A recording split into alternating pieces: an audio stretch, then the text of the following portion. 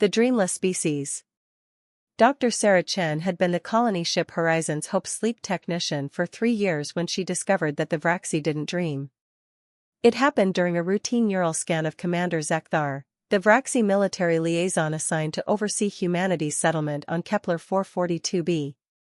Sarah had been checking his brain activity during the mandatory sleep cycle, standard procedure for all crew members on long-duration missions, when she noticed something impossible. His neural patterns during REM sleep were flat. Not dead, not damaged, just absent. Like watching an ocean with no waves. "Commander," she said carefully, reviewing the data for the 3rd time, "have you ever experienced dreams?" Zekthar's crystalline eyes, 6 of them, arranged in 2 neat rows across his elongated skull, blinked in sequence. The Vraxi were an insectoid species, their bodies covered in chitinous plates that shifted from deep purple to pale lavender depending on their emotional state. Right now, Zekthar's plates showed confusion, a mottled mix of colors that Sarah had learned to read over the past year. Dreams?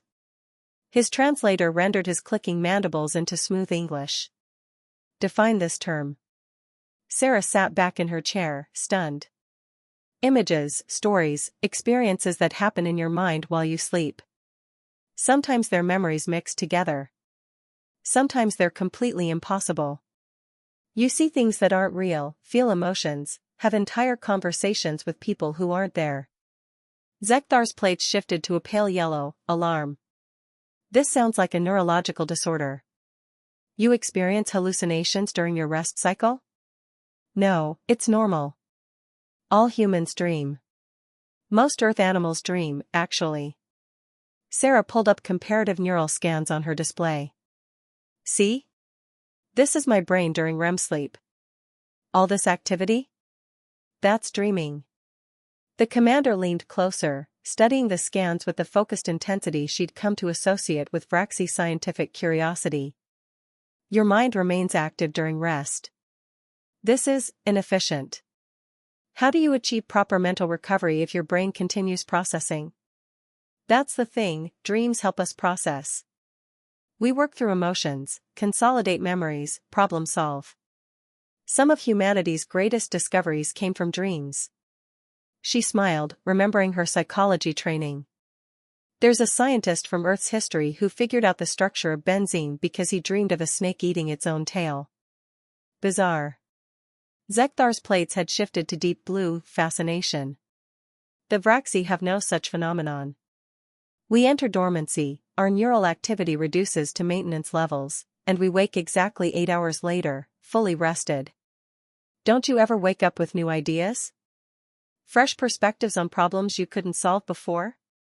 No. We solve problems through conscious analysis and methodical reasoning. He paused. Are you suggesting humans solve problems while unconscious? Sometimes, yeah. We call it sleeping on it. Zekthar was quiet for a long moment, his plates cycling through colors Sarah couldn't quite interpret. Finally, he asked, "Could you show me this dreaming?" Sarah laughed. "I can't exactly transfer my dreams to you, Commander.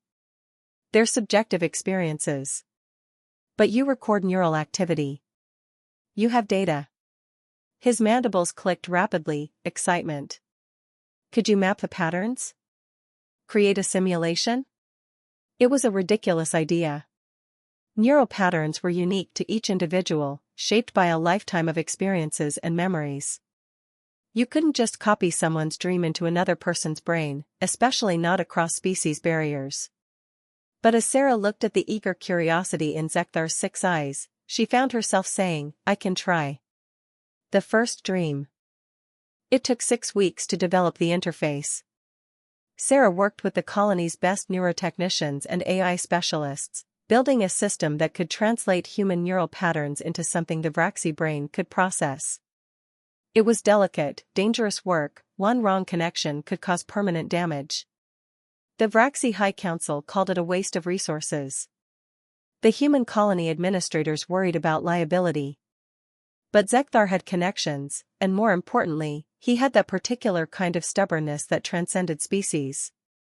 "I want to understand," he told Sarah during one late-night work session. Your people and mine, we think so differently. You make intuitive leaps we find baffling. You create art we cannot comprehend. Perhaps this dreaming is the key. Or maybe we're just different, Sarah said, calibrating the neural interface for the 100th time. That doesn't make one way better than the other. Different, yes. But I want to understand the difference. Is that not the foundation of cooperation? Sarah had to admit he had a point. Finally, the interface was ready. They'd kept the first test simple, a recording of one of Sarah's dreams from the previous week.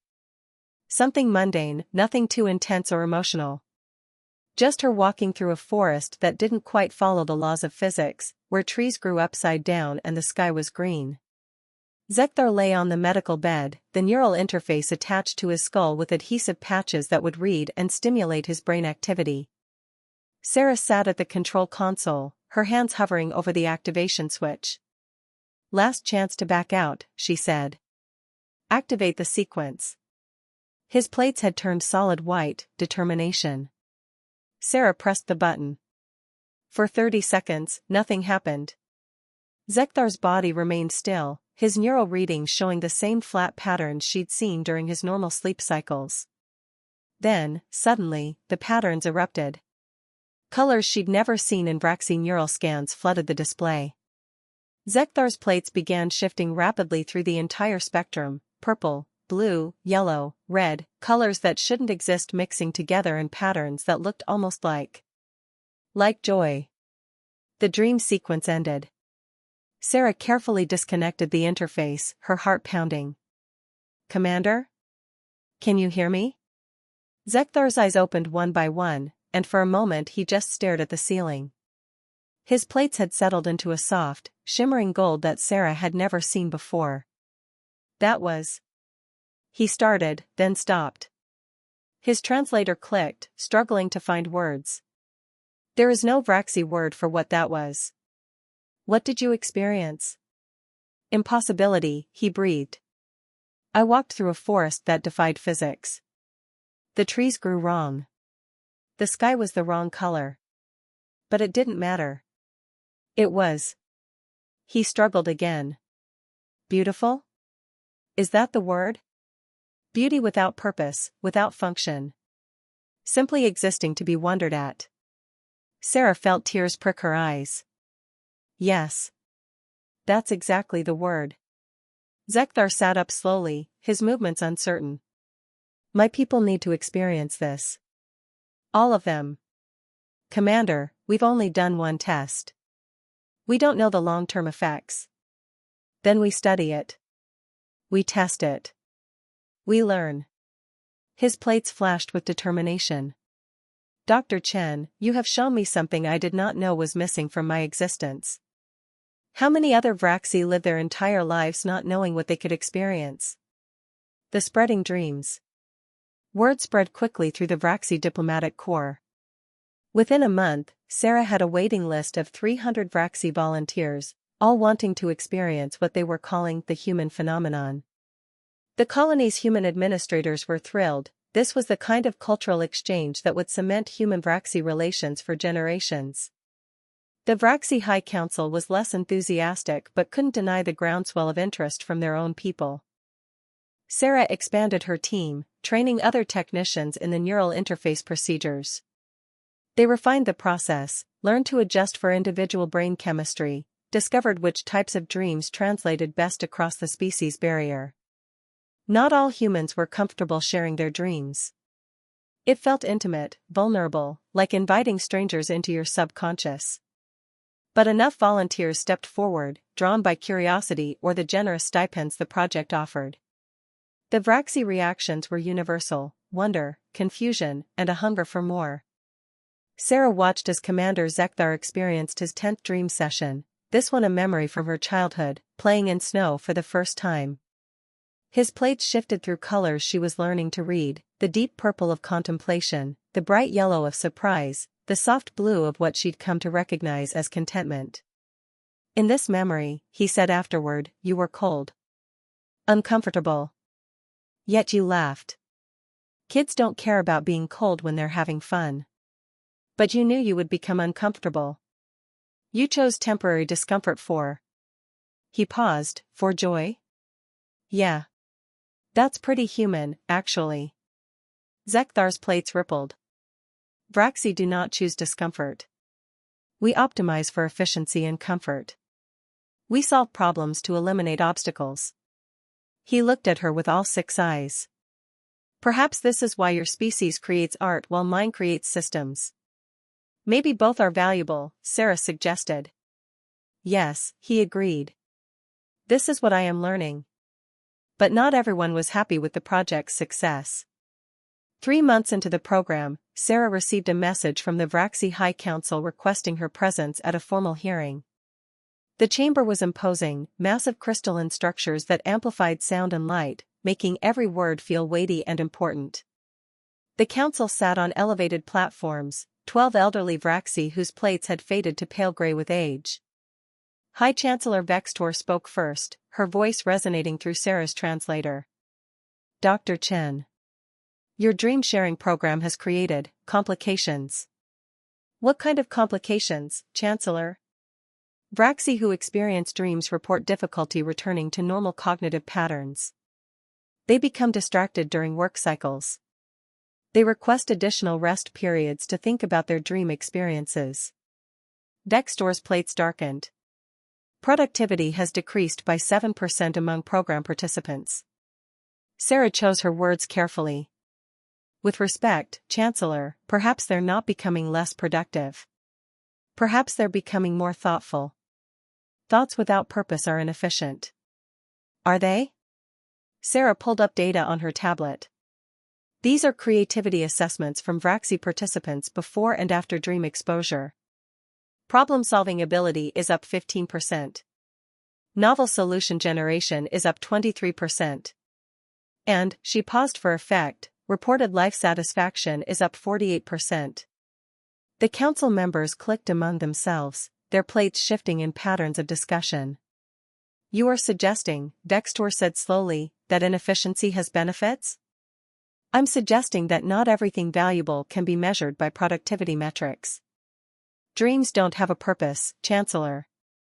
They just are. And maybe that's exactly the point. High Chancellor Vextor was silent for a long moment. Finally, she said, the council will deliberate. You may continue your program pending our decision.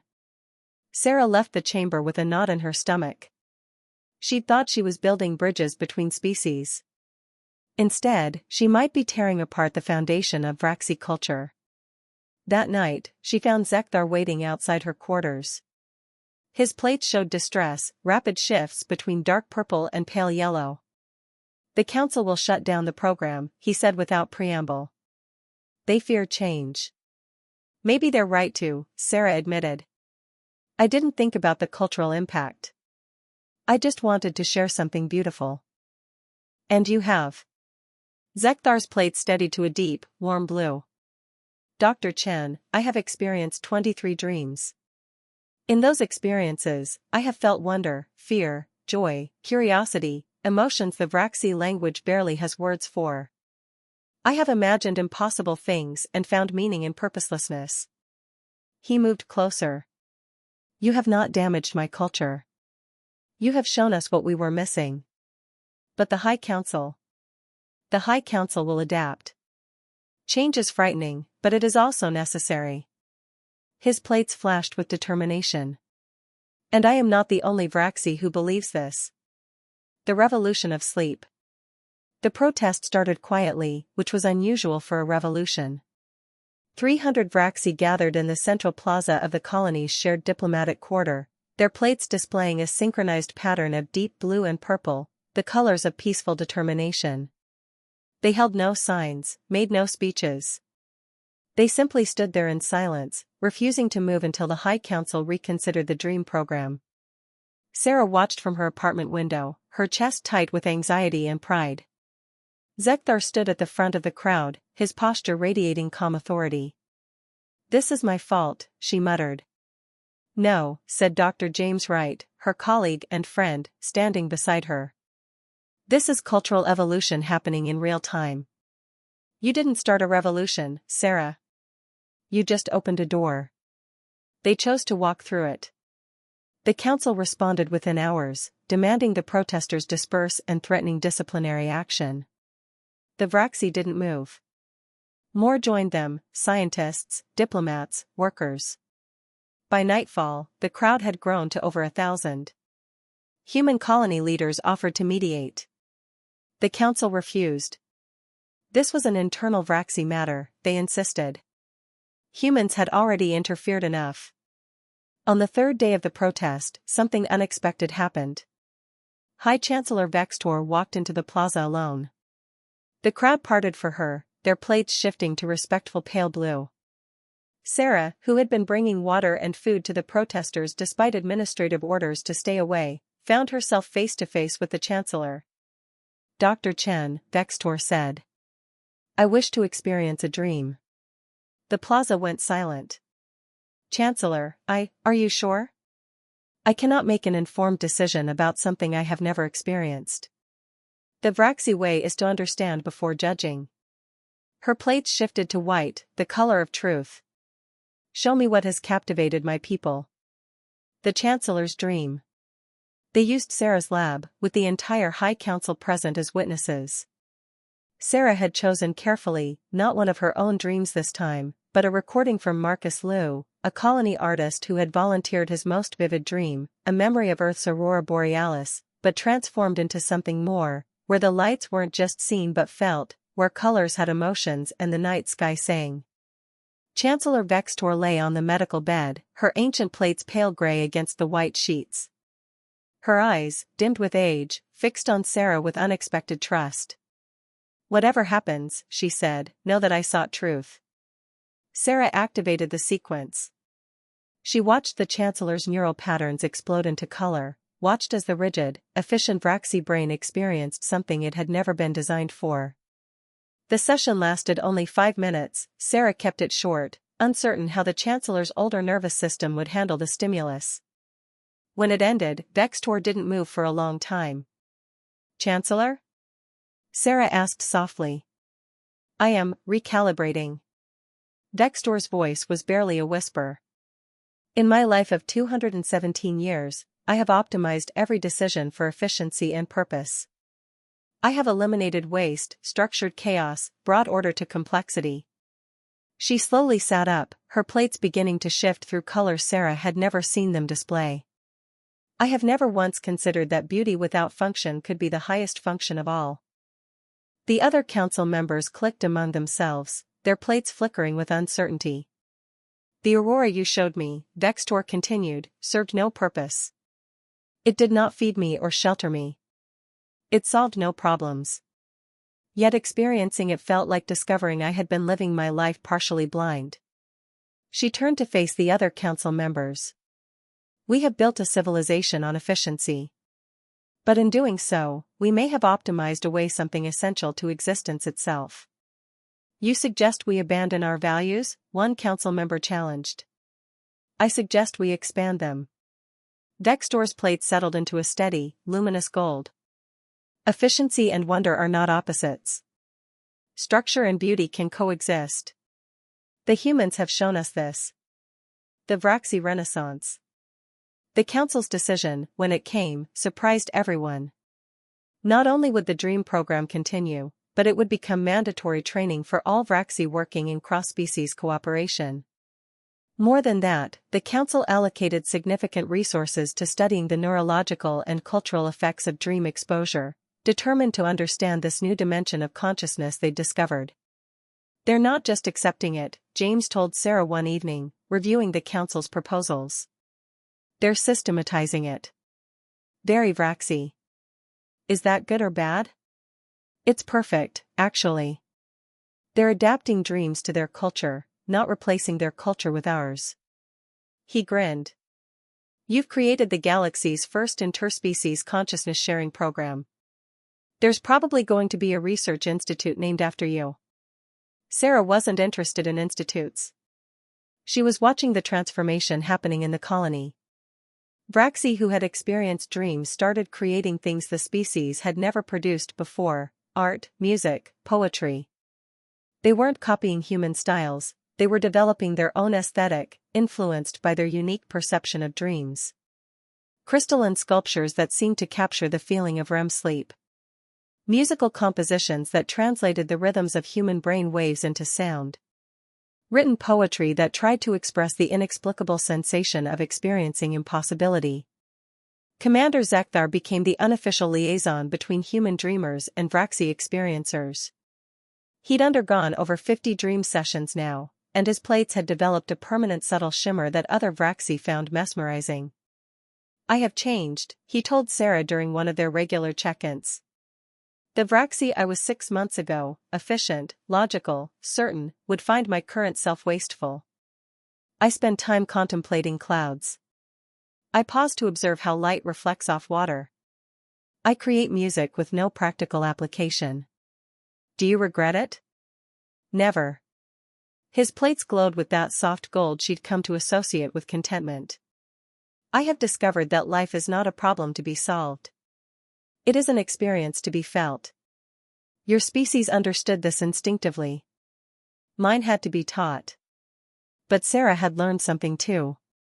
Watching the Vraxi adapt dreaming to their culture, seeing how they structured and studied and optimized the experience while still preserving its essence, she understood that humanity's gift wasn't dreams themselves. It was the reminder that efficiency and wonder could coexist. That logic and emotion weren't enemies. That a life well lived needed both structure and beauty, purpose and meaninglessness, planning and spontaneity. The Dream Exchange. A year after the first dream-sharing session, the colony established the Institute for Interspecies Consciousness Studies. Sarah served as co-director alongside Zekthar, leading a team of human and Vraxi researchers studying the neurological, psychological, and cultural impacts of dream sharing. But the Institute's real purpose went beyond research. It became a meeting place, a cultural exchange where humans and Vraxi learned from each other in ways that transcended language. Humans learned the Vraxi gift for structure and efficiency, for breaking complex problems into manageable pieces. They learned patience, methodical thinking, and the value of optimization. Vraxi learned to embrace uncertainty, to find value in experiences that served no purpose, to understand that not every question needed an immediate answer. The dream archive grew, thousands of human dreams catalogued and available for Vraxi to experience. But now there was something new. Vraxi were beginning to develop their own dreams. It started small. Vraxi who had experienced multiple dream-sharing sessions reported unusual neural activity during their sleep cycles, not true dreams yet, but something like echoes. Their brains, exposed to the patterns of dreaming, were learning to generate similar patterns on their own. The first naturally occurring Vraxi dream was recorded 9 months after the program began. A young Vraxi scientist named Zelika woke up reporting a vivid experience during her sleep cycle. She had been flying through a crystalline city that didn't exist, feeling emotions she couldn't name. "We're witnessing evolution in real time," James said, studying the neural recordings. "Their brains are adapting, developing new pathways. In a few generations, the Vraxi might dream naturally." Sarah felt a chill of wonder. "We didn't just share our dreams. We taught their brains how to dream. More than that." James pulled up comparative data. "Look at problem-solving scores, creative output, reported well-being. The Vraxi who dream naturally are outperforming even those who undergo dream-sharing sessions. It's like they're developing their own version of dreaming, optimized for their neurology." It made sense. Humans had evolved with dreams, developing them over millions of years. The Vraxi were speedrunning that evolution, guided by exposure to human consciousness. But they weren't just copying. They were creating something new. The gift returned. 2 years into the program, Zekthar approached Sarah with an unusual request. "We would like to share something with you," he said. His plates displayed a complex pattern she'd learned meant excitement mixed with nervousness. "The Vraxi who dream naturally, we have been recording their experiences. We believe humans might benefit from them as well." Sarah felt a flutter of anticipation. "You want to share Vraxi dreams with humans?" "If you consent. Our dreams are different from yours. more structured, more focused on patterns and connections. But we believe they offer value. He paused. You gave us the gift of wonder. Perhaps we can give you the gift of clarity. The first human to experience a Vraxi dream was Sarah herself. She lay on the medical bed, the familiar neural interface now calibrated for the reverse process. Zekthar operated the controls with the confidence of someone who'd learned the system as well as its creator. Ready? He asked. Sarah nodded. The Vraxi dream washed over her like cold, clear water. It wasn't like her own dreams, chaotic, emotional, sometimes frightening. This was different. She experienced patterns, connections between concepts she'd never noticed before. Her life's memories were still there, but organized in new ways, revealing relationships and meanings she'd missed. It was like seeing her own existence from outside, understanding how each piece fit into a greater whole. Problems she'd been struggling with suddenly had obvious solutions. Not because the dream solved them, but because it showed her the patterns she'd been too close to see. When it ended, Sarah lay still, processing. That was. She started. Efficient? Zekthar suggested with what might have been humor. Beautiful, she corrected.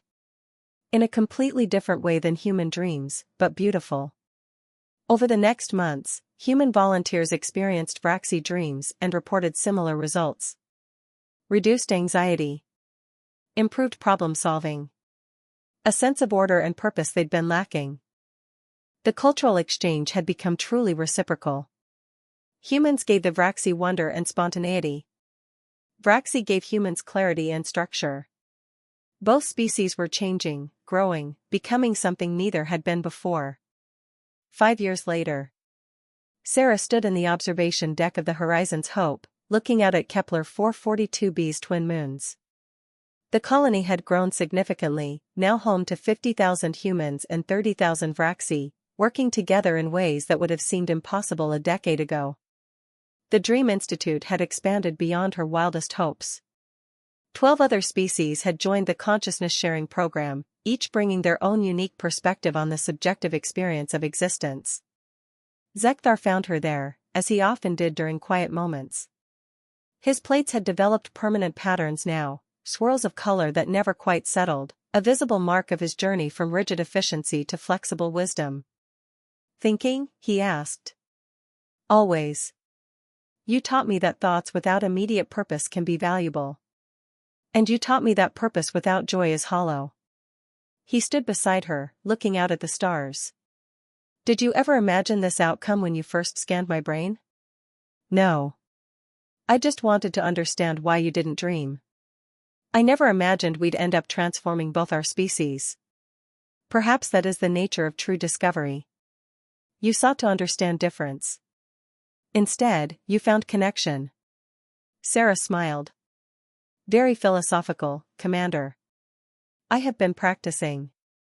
Apparently, wondering about the nature of existence is a very human thing to do. And apparently, organizing those wonderings into logical frameworks is a very Vraxi thing to do. They stood in comfortable silence, a human and a Vraxi, two individuals from species that thought differently, dreamed differently, existed differently, and found common ground in sharing the most intimate, inexplicable parts of their consciousness. You know what I realized? Sarah said. Dreams are the perfect metaphor for this whole thing. They don't make logical sense. You can't predict them or control them. But they're essential to who we are. And now they're essential to who we are becoming, Zekthar added. Together. Somewhere in the colony, a Vraxi was experiencing their first dream.